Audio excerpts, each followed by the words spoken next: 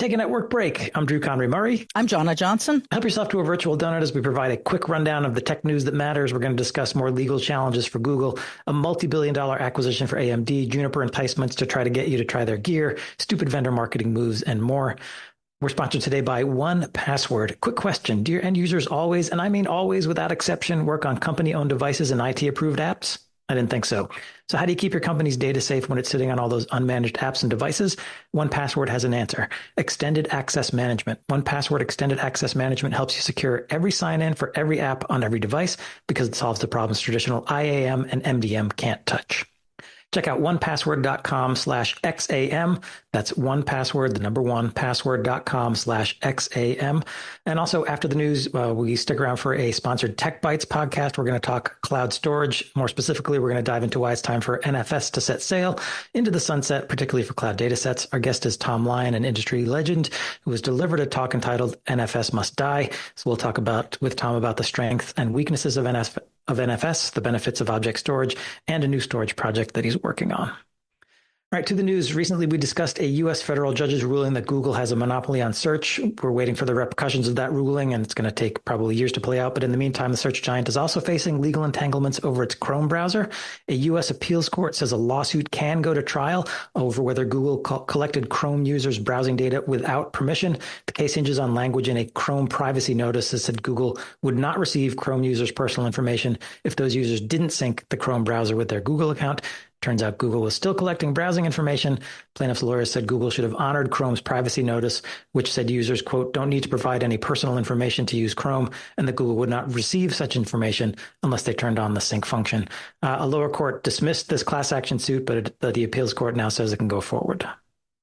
Yeah, and the appellate judge here wrote that Google, quote, promoted Chrome by suggesting that certain information would not be sent to Google unless a user turned on sync. A reasonable user would not necessarily understand they were consenting to the data collection at issue. My question here, and I'll get to this in just a second, Drew, is it suggesting or is it stating? Because it's kind of interesting. It's what you were reading from said that Google explicitly stated. The reading here implies that Google just sort of implied it. And I know you have a perspective on this, and I have perhaps a different perspective. So why don't you go ahead with yours? Well, I guess I feel like this court ruling does seem sensible to me. If you're saying one thing about privacy but doing the opposite, that's wrong. And if you're sort of misleading potential customers or users about what you're doing with data, that's an issue to me. And it seems like this should be allowed to go to trial, at least because, yes, that does sound like there may be a need to parse language that was used about expectations being set for consumers. Well, and here's the issue. I'm going to be contrarian. You keep using the word customers and consumers. My point is, with Google search, you are the product. Your eyeballs are getting sold to the advertisers. There are no rules about lying to your products. In fact, if you eat meat, you know that most animals are now, when they're led to the slaughterhouse, cows and pigs are actually led through a very deceptive pathway so they can't smell or hear the other animals being killed. So until the very last minute, they're calm, and that's actually for a very practical purpose. It has nothing to do with the feelings of the animals, which must be horrific. But as they're being led through, if they get terrified, they're going to be injecting things like adrenaline into their muscles, and it's going to smell, the food is going to taste worse. The meat is going to taste worse. So basically, net, we are the product here. So Google can lie to us. It's very, very different if we're the customers, but effectively, I don't see why anywhere there's a rule that says you can't lie to your product. Honestly, I would love if Google lawyers took that tack in the trial and just were like, you are meat to us. You come into our Google slaughterhouse and we will, numb you with tranquilizers or whatever. I would love to see that. I can't imagine in a million years they would do that. I also sort of wonder, Google, we already give away so much information about ourselves to use these free services. Why even take the risk of running into problems like this if you are a Google or somebody else by messing around with confusing language? I think, honestly, they should just be more straightforward. Like, we're collecting everything about you all the time. Do you still want to use this? Yes or no? Well, I think that's legit. And one can make it the case that honesty is a good thing. But again, there has to be a transaction for Google to be liable for not, a contract or an agreement. And basically, Google's just saying, I put some food on the back porch. I don't think it has poison in it. Up to you. And people wander up and say, oh, but this is tasty free food. Let me eat it, to use another example. So yes, Google is being very deceptive, but the deception isn't in the language in its contract. The deception is that almost everybody, not just you, talks about Google customers, and very rarely are they referring to people who pay money for the privilege of using Google services. And that's a distinction more people should understand. That's an excellent point. I think a very lawyerly, legalistic point, but this is a trial, and that's the language or the approach to look at this. Yeah, it's true. We are the product. We are the product. There's no getting around it. I hate thinking of myself that way, but it's probably the proper mindset. Therefore, do not use Google. Well, moving right along on another note of on the theme of big companies mistreating not their customers, but in this case their employees. AT&T workers have been striking in the Southeast since August 15th, generating prolonged outages for customers. And this is 9 southeastern states. About 17,000 AT&T workers are on strike following the expiration of their previous contract and what they characterize as AT&T's unfair labor practices and failure to negotiate a new contract. What that's leading to is outages for customers that are taking longer than usual to resolve. For those of you who are familiar with AT&T or the other big carriers and have experience working for them, you know why this is the case. It's a very funny thing. What they do is they take senior management and say, oh, what those working schmoes do isn't very difficult. We'll give you a week of training or 3 days of training, and you can just go do what they do. And what a surprise. It turns out it's actually a lot more complicated. And I do recall one of my friends was a fairly senior researcher at AT&T, and he was told that his job was climbing telephone poles. And he's like, I'm terrified of heights and I'm super clumsy and I have bottle cap glasses and they're sending me to telephone poles. So yeah. But I would like to take this point to highlight the fact that if you were an IT user, aside from just sort of chuckling at AT&T's bullheadedness here, you want to think about scenarios in which service to your locations may be affected. They could be affected by this strike, some other strike, hurricanes, other acts of God. And really what you need to do is think about having an incident response plan that's bigger than simply what do I do if something goes down. For example, one of the things you want to think about is how much redundancy do I need to this site? Sometimes the answer is none. We're perfectly comfortable telling this particular site, you're down, we'll fix you when we can, but sorry. In other cases, you may be wanting to pay, hundreds of thousands of dollars a month to keep that site up and running because it's mission critical to the business. That's the kind of thing you want to build into your IRP. You want to really understand what you will do in the case of a disaster or what you will do in the case of an outage and how far to go to mitigate that disaster. So good wake-up call to remind you to dust off those contingency plans and take some action. Yeah, I think that's a good point. I personally tend to think of disaster recovery or business continuity in terms of natural disasters or things like a ransomware attack. It doesn't hurt to think more broadly because, frankly, anything can lead to an outage. And so it's good to have a broader perspective on what your IRP. Absolutely. All right, moving on. Chipmaker AMD is going to pay $4.9 billion in a cash and stock deal to acquire ZT Systems. ZT Systems make rack scale servers for data centers, hyperscalers, and AI workloads. They're located in that well-known high-tech corridor of Secaucus, New Jersey. And that's sarcasm. However, this isn't about AMD getting into the server manufacturing business. The press release notes that after the close of the acquisition, AMD is going to sell off the manufacturing side of the house. That's because AMD doesn't want to compete with the OEMs that resell its chips. So why are they spending $5 billion? The company's going to keep ZT Systems design and customer enablement teams. In an article in the Next Platform, it reports that AMD wants to bulk up its systems engineering and architecture teams to help design and build, but not manufacture custom solutions for customers. So adding these systems engineers will, quote, enable AMD to deliver end-to-end data center AI infrastructure at scale with our ecosystem of OEM and ODM partners. That's a quote from AMD CEO Dr. Lisa Su from a press release. Yeah, I was just going to say, I think this makes perfect sense to me, and I just want to raise something, Drew. No snarking on Secaucus. This former Jersey City girl is going to take issue. Please do. Okay, carry on.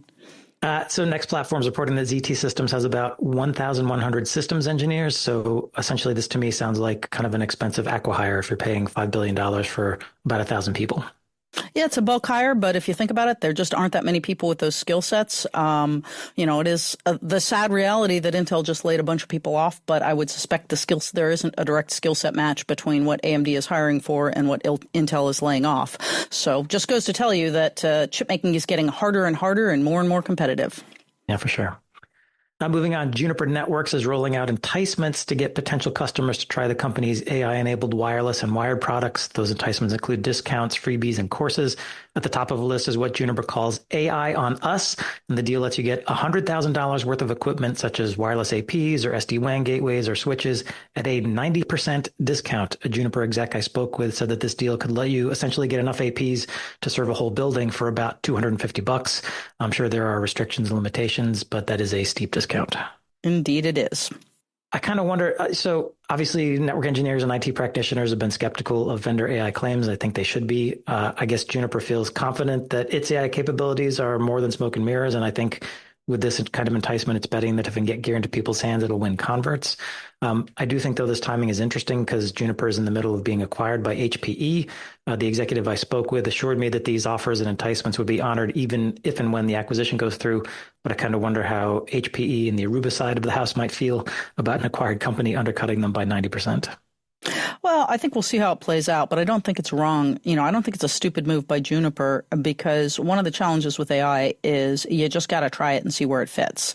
And I keep thinking, you're too young to remember this. Most of our listeners are too young, but if you may remember, EST, the whole weekend seminar where people would say you've just got to try it to experience it, to know how it works. I won't say AI is like EST, and by the way, EST turned out to be a giant scam, but never mind that.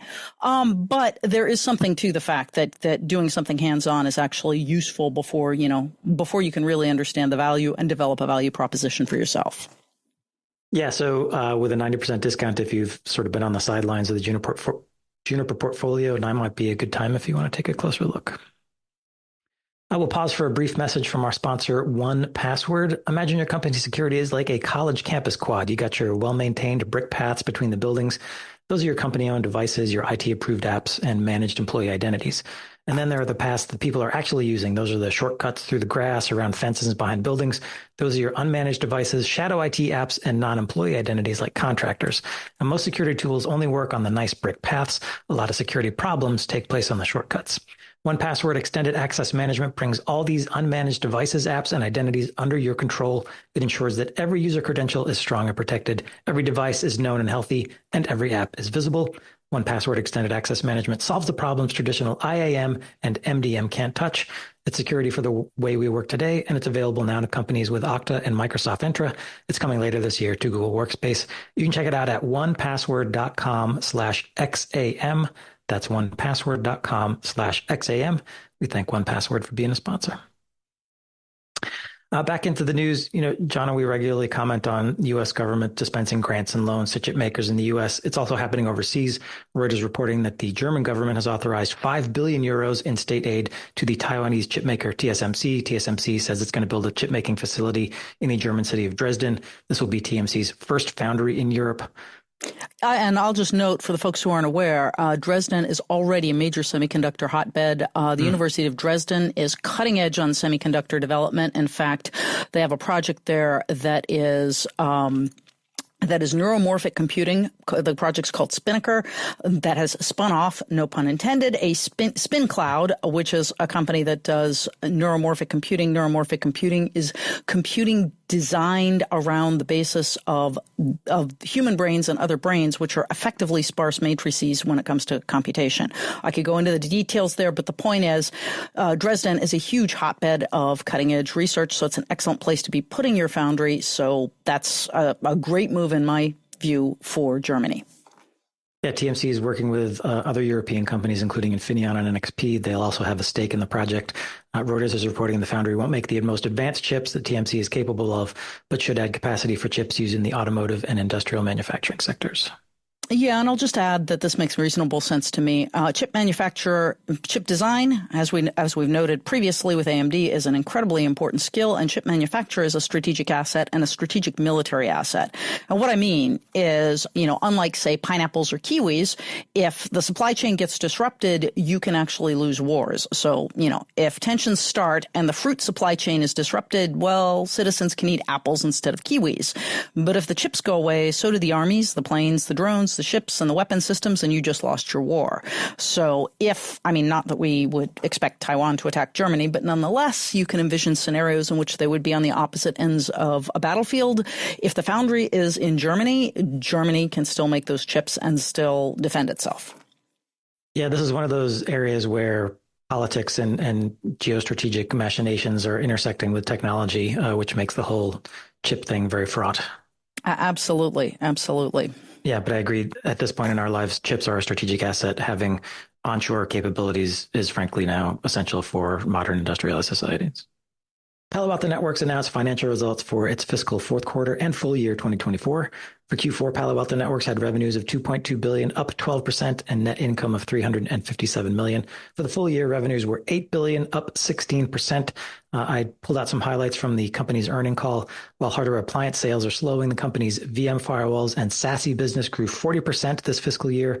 Palo Alto Networks says 1/3 of its SASE customers are new to Palo Alto, so that SASE is helping the company land new clients, which it can then infiltrate with other offerings. The company is also seeing significant growth with its Cortex XSIAM or XIAM SOC that integrates SIEM, XDR, and SOAR into a SOC platform. Palo Alto Networks says bookings for this platform are up 2x from fiscal year 2023, with more than 30 customers spending $1 million or more on the platform. My overall takeaway here is the company is doing a good job preventing revenue losses as growth slows in hardware-based security appliances, which is where a lot of security vendors tend to make the most of their money. But Palo Alto Networks seems to be managing that transition well. Yeah, they did a solid pivot a couple of years ago, and really I've been watching them with great admiration over the past 3 to 4 years as they've made the rounds of their big customers, pivoted them into cloud security, and the new platform is actually that Cortex platform is actually incredibly useful because you really want all these capabilities integrated. You don't want to buy them piecemeal, and Palo Alto is able to charge a premium for integration, which is not great for users but is great for Palo Alto. So good job for them. Yeah, they had a very good 2024. One note, though, Palo Alto Networks recently apologized for a marketing event at Black Hat that featured hostesses in tight dresses with Palo Alto branded lampshades that covered their heads and faces. So literally objectifying women. I feel like that's in poor taste. The IT industry in general and security in particular have reputations for being unwelcome to women, and marketing stunts like this only bolster that reputation. Yeah, I don't know. I got into a little bit of a flame war on LinkedIn on this, but as a woman, I'm not. Yeah, I'm going to break some news to you, Drew. This may not be true of you, but men at tech companies and men generally objectify women. I mean, as I pointed out to somebody that was raising this issue to me, hey, guys really go home and watch porn. Like most of them do. I can't believe the stats. So sorry, but that's happening, and are we supposed to pretend it's not? My big issue as a woman in tech doesn't have anything to do with how booth babes, whether they're male or female, are dressed or not dressed. My big issue is the pay scale, is the promotion path transparent and meritocratic? If that's the case, I don't care how they're dressing their booth babes, and I don't care whether the booth babes are male, female, gender non-binary, whatever. I really don't care. And quite frankly, I do think we've made some progress because about 20 years ago, almost exactly 20 years ago, I remember going to a conference, and here's the fun part. I can't remember who the vendor was. I think they vanished into the mists of time deservedly, but they were next to Cisco, and they featured literally naked women wearing body paint. Now, the naked women were not actually wearing absolutely nothing. Actually, I think there were two of them, and they were wearing G-strings and pasties and body paint. And the deal was you could get your picture taken standing next to them. So I did. So somewhere out on the internet is a photo of me in full bib and tucker suit, because that's how you dressed for these things at that time, standing next to the gal. I was chit-chatting with her about like what the gig was like, what it paid, and she was very happy to talk about this. It was great money for her because it was Vegas. What the hell? Sure. And the funny thing is there was a line outside the booth, all the way around the booth, down the hallway, and the Cisco guys were really mad because nobody was coming to visit them. Right. But they got the last laugh because Cisco's still here, and whoever it was, I can't even remember what their name was. But from my perspective, you know what? Being a booth babe is a good gig.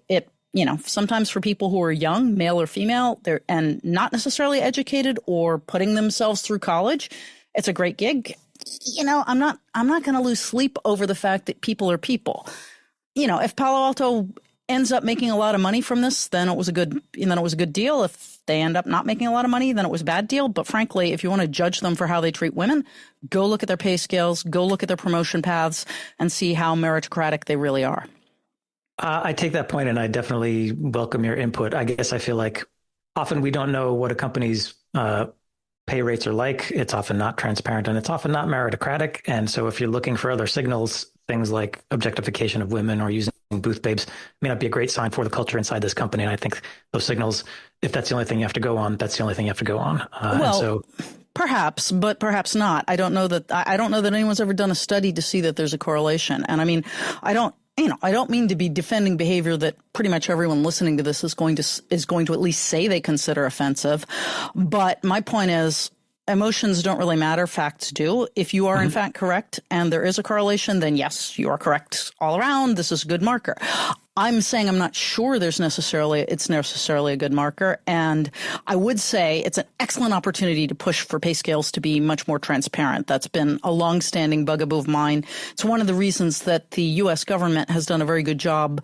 Still struggles, but it overcomes sexism and racism because essentially you know what everybody at your level should be making, and there's no way to get around those broad bands. So your title is completely equated to your salary. And I think if private industry started doing something similar, they could knock the wind out of any kind of lingering sexism and racism in a much better way than virtue signaling about lampshades.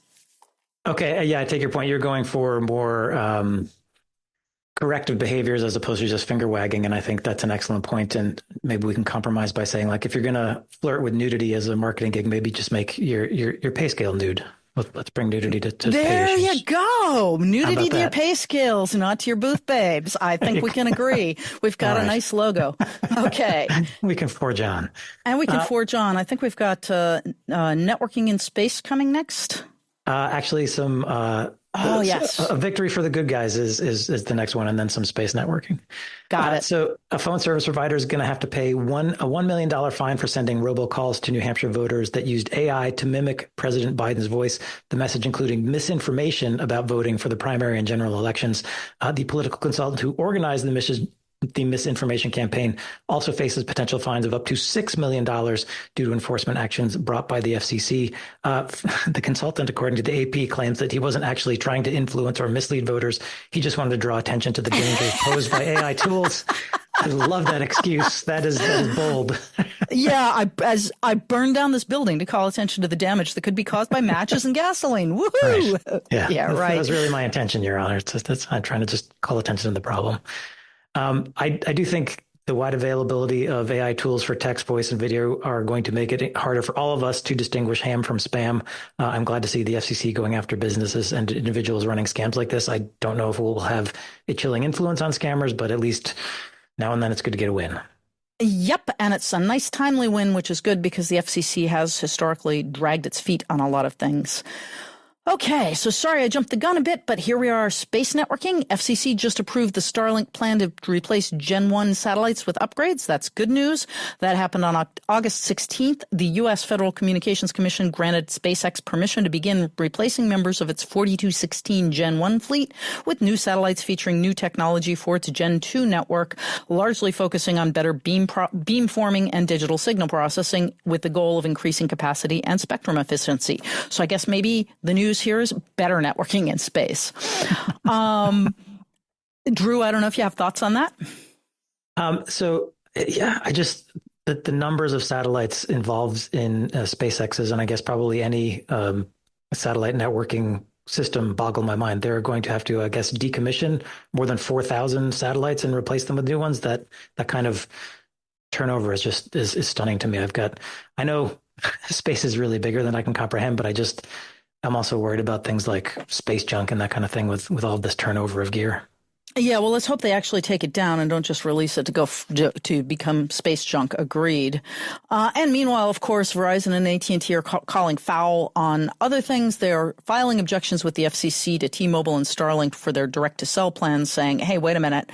Now you're using, space satellite communications to compete with us." And all I can really say is womp womp. But that said, Starlink is requesting that the acceptable threshold for power flux density on out-of-band emissions be raised by a factor of 9. Verizon and AT&T say no, that's going to mess up our own terrestrial mobile network services. Maybe yes, maybe no, but it sounds like the sleeping giants have awoken.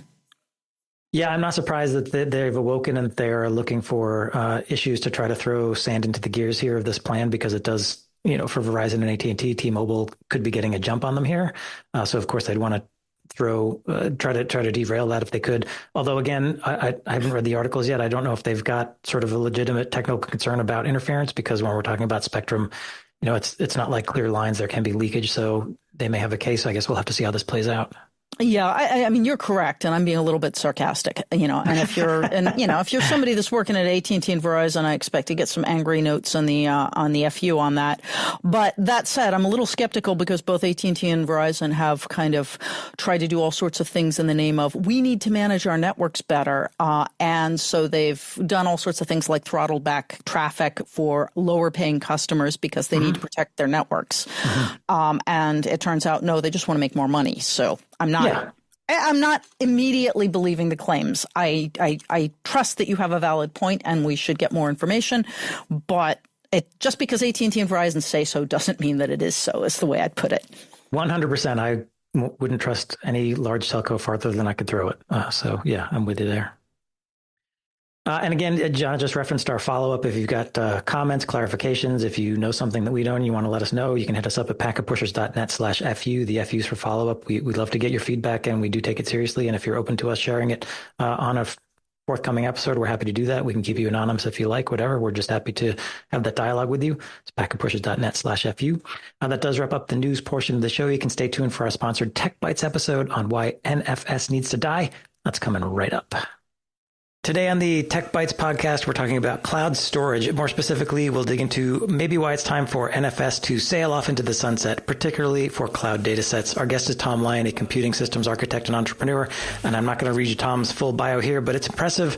He's had a long career in the IT industry, including being the founder of multiple companies, an early employee at Sun Microsystems, and a contributor to the Unix kernel. Our sponsor today is Min.io, but Tom is not an employee of Min.io. He just wants to share his views on why object storage is a better option than NFS, particularly for data sets in the cloud. So Tom, welcome to the podcast. And before we dive into it's time for NFS to die, can you just give us a little bit of background on yourself and your career? I've mostly been a networking guy since back at Princeton when I was trying to get a PDP-11 to talk to IBM mainframe.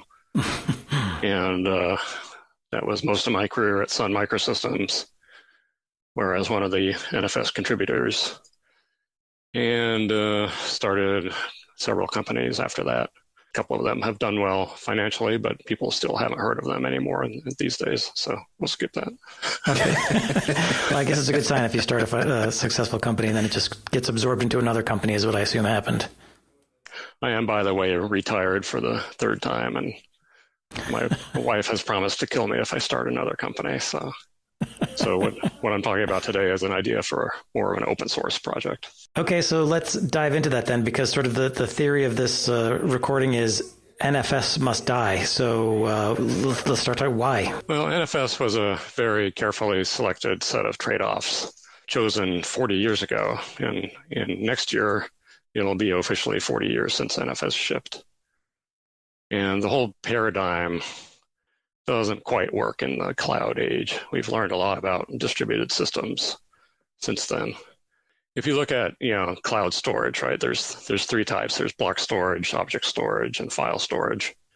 Object is really the only cloud native storage technique pretty much invented by AWS, so they could have something simple that scaled to a worldwide degree. You can have a browser in Botswana access a server in Cydonia, all residing on data centers in Virginia or whatever, but it's a very impressively scalable system. Files just have never scaled to that extent. Blocks aren't really there for scaling, but they work very, very well because they're trivial semantics. You can read and you can write, and that's pretty much it. So if you look at files and what's the problem with NFS, and it's not really just NFS. It's pretty much any approach in network file sharing. And so the first thing that's wrong with it is the paradigm is just all wrong. It encourages multiple users to access shared writable data spaces. And one of the most important lessons we've learned in distributed computing is that shared mutable data is a really bad idea. things get out of sync. You can't synchronize multiple actions. Everyone has a slightly different view of the data. So it's a huge mess, and you can't really build strong semantics on top of that.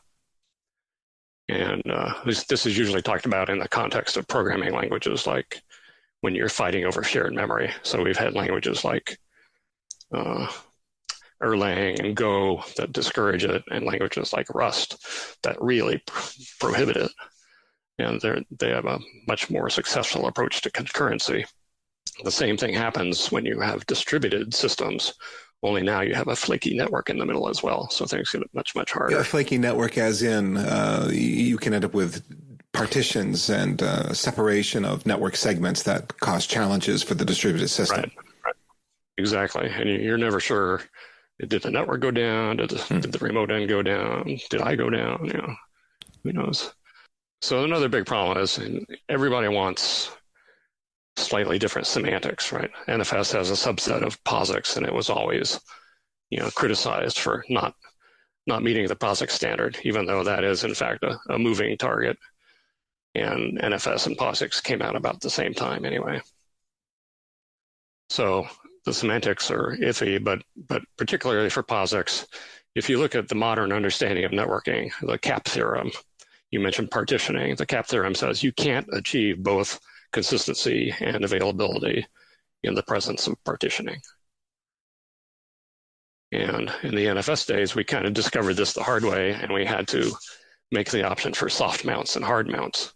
So hard mounts, if you wanted consistency, guaranteed you're not going to screw up your data, or soft mounts if you want availability, meaning you can actually get work done when the server crashes. You're arguing that NFS must die, but yet it has had an awfully long run, as we pointed out. I mean, NFS is everywhere. It's baked into everything. It's used very commonly. So is there but it's not. Okay. It's never used at scale, right? And the trouble with NFS is you pretty much need a human babysitting things when things go wrong. Because when something goes wrong, you're never quite sure where to fix it. And that's what gets me about Cloudscale things. Things have to be 100% reliable to be deployed at the scale that happens in the cloud. Okay, so the challenge here, and what you're advocating for is when you need to operate at scale, NFS and similar file-oriented storage protocols are not the way to go. There's too many problems to be able to function at scale without inconsistencies coming up in the data and so on. And the semantics have never been well defined, so you can end up in situations where you think your program is behaving in a way that's going to work fine on NFS. But then you get an updated library from somebody who did something that uses some new file system feature that doesn't work, and it all starts to crumble. So how do you prevent that kind of thing? And there's really no definition of what semantics work well with files. There's the local file systems, even ext4 and XFS differ in subtle ways. There's the system call interface, there's the protocol standards, there's the POSIX standards. So which semantics are you going for? Nobody knows. And so I argue the only reasonable mainstream thing is the semantics of a local ext4 file system, because that's what everybody has. Therefore, if you make that work, it'll work pretty much everywhere. So the semantics are messed up. And then, of course, the security model of NFS has never been usable in a multi-administration way. So you can't have NFS sharing across administrative domains.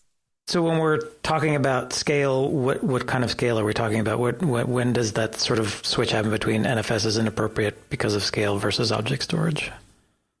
Well, the killer feature of NFS is you can access arbitrarily large data sets with network oblivious programs and kind of poke around in a data set without having to copy the whole thing first. Mm-hmm. So that's the killer thing. So how do you get that in a cloud scale way where I can use grep on some data set that somebody made available to the public, and it happens to reside in AWS in the US, but I'm grepping from China? How do you make that work? That's the cloud scale I'm talking about. Okay. And how do you make it really easy? And I have an approach to all this, and I gave a talk at the Netherlands Unix user group starting to outline all that, but it gets kind of hairy to get into. But basically, if you look at cloud scale file sharing, there's two really vivid examples today.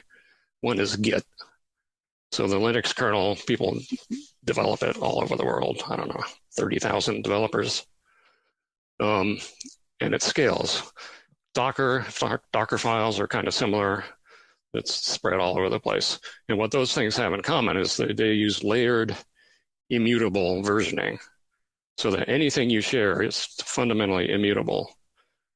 And when the next version comes along, it's a new layer on top of the old stuff. And you can never share anything until it becomes immutable.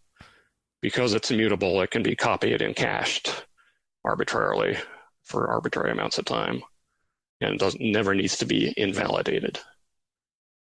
So if you take the same approach in a way that's much friendlier to arbitrary POSIX programs, you can build a much better approach. Caching being critical to the scale aspect of this. We can't scale big without the cache. Plus, if you're using a normal Linux file system, it expects to be able to cache blocks underneath. And that's really critical for performance. I mean, I use NFS at home, because I'm one user, 5 machines or whatever. And it's still particularly slow every time I want to list a large directory. So there's ways you can achieve what I have in mind is basically you access the data set. When you access it, you get your own writable layer on top of the immutable data set. So it looks like a writable file system. You can use whatever programs you want. But when it comes time to share that, that's when you have to freeze it and make it immutable. So you have the equivalent of a git commit. And at that point, off you go. It's very different from file locking, let's say. Right. This is more we get rid of doing anything at the file level and do it at the file system layer level.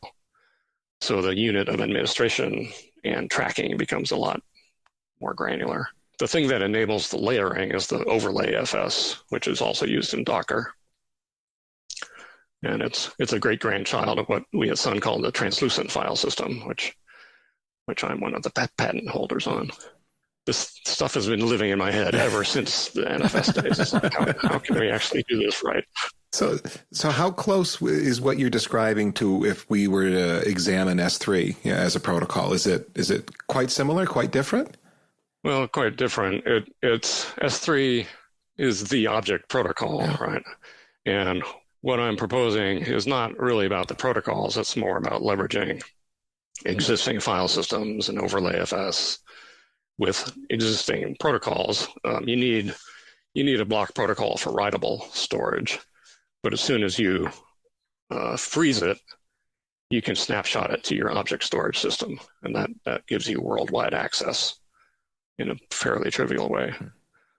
So, but you're snapshotting again at the file system level. So it's a much more granular thing. So you can totally use this with object storage, except for that first writable layer where you either want local writable storage or something coming over NVMe over fabrics or something like that. So what is the name of this project you're talking about? I call it Beyond File Sharing, BYFS, BIFs for short. Mm-hmm. The downside of all this is I am not capable of engineering anymore.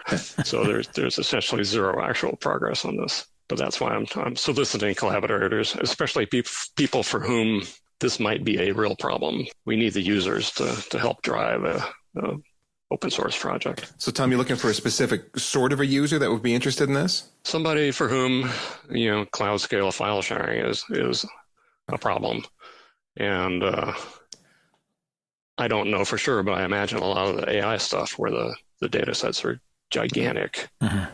They want to distribute data to thousands of GPU nodes and do it in some consistent way. So they probably have a huge versioning problem.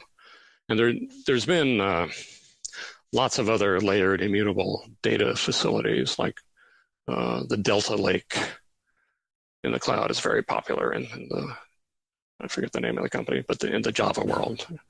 And there's a system called Pachyderm, which the original tagline was "Get for your data." So there's a lot of similar approaches, but none of them accomplish the NFS feature of never having to copy stuff before you use it.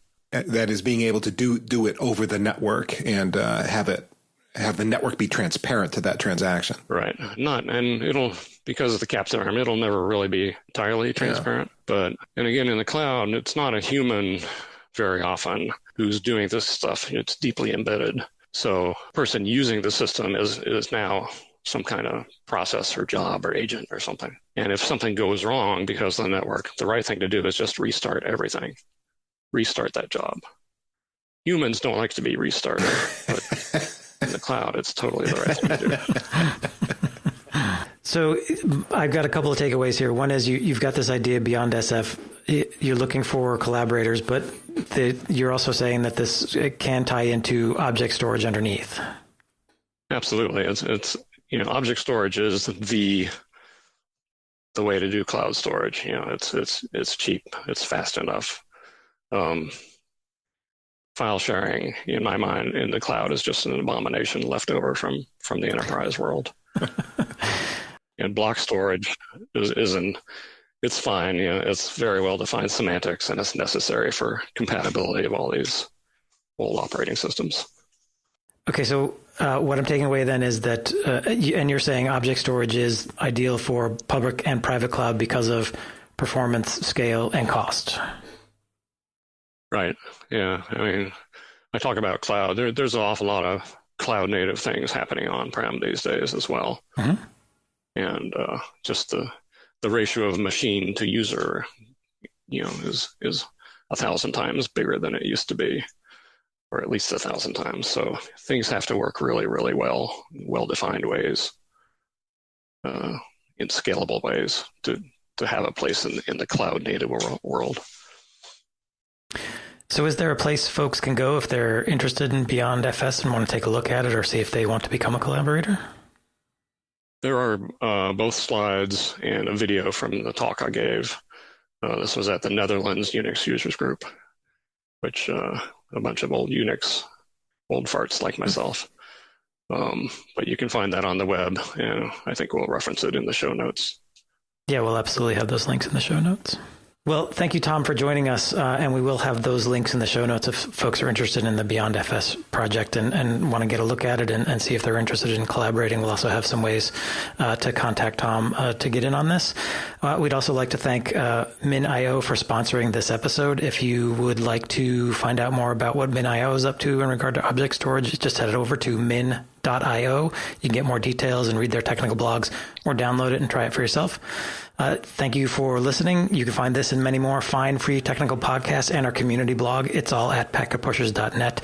You can find us on LinkedIn. You can hear us on Spotify. And if you would, leave us a rating on Apple Podcasts. And last but not least, remember that too much networking would never be enough.